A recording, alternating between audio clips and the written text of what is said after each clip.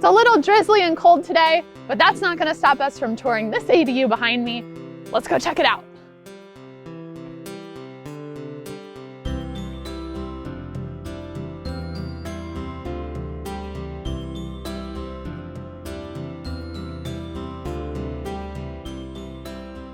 Okay, so we've talked a lot about kitchens and them being the heart of a home, and so obviously the design of your kitchen is very important. And I love the layout and design of this kitchen. So I wanna take you guys through and kind of recap some of those features that these homeowners put in that made it so successful. So first of all, we have a lot of counter space here. They've got this U-shaped design. A lot of people go with an L-shaped kitchen in accessory dwelling units, but U-shaped can work really well too, because then you can have some space for bar stools, so you don't necessarily need to incorporate a dining room table, especially in small spaces where you're only gonna have 1 or 2 people living in that space. Another thing that they did well is they didn't overspend. So the countertops here are quartz from IKEA. It's not a really expensive option, but it's got a pretty kind of classic, timeless look. So it looks clean, it looks modern, but it's not very expensive. Another thing that they did is they went small on the appliances. So, sometimes in these kitchens where you have full-size appliances, but on a smaller size kitchen, it can feel a little awkward. And so I really like that they shrunk down the size of the appliances a little bit, but they still have a full-size sink. So again, I think with the layout and the amount of counter space you have, you're really not sacrificing functionality at all in this kitchen. I know that the open shelf is a really popular look for accessory dwelling units, especially, again, thinking about matching our goals to what we're trying to do, especially if you're going kind of an Airbnb or a short-term rental route, then the open shelves can look really trendy and modern.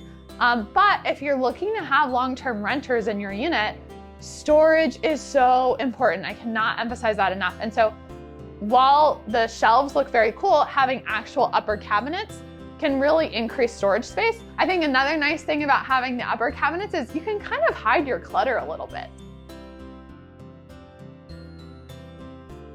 Now in the bathroom, they did some other interesting things to save cost. So one of the things they did is they bought a preform vanity from Home Depot. So, Home Depot, Lowe's, there's so many bath and kitchen remodel type stores out there with tons of resources. The other thing that they opted for is instead of doing a typical shower, they did the clawfoot tub with the shower attachment.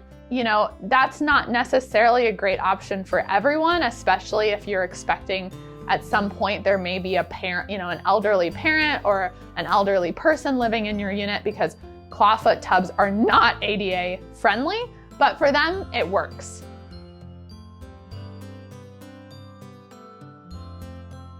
Okay, I also want to point out fixtures, because I know from working with our clients that this is something that can cause a lot of stress is, what fixtures should I choose?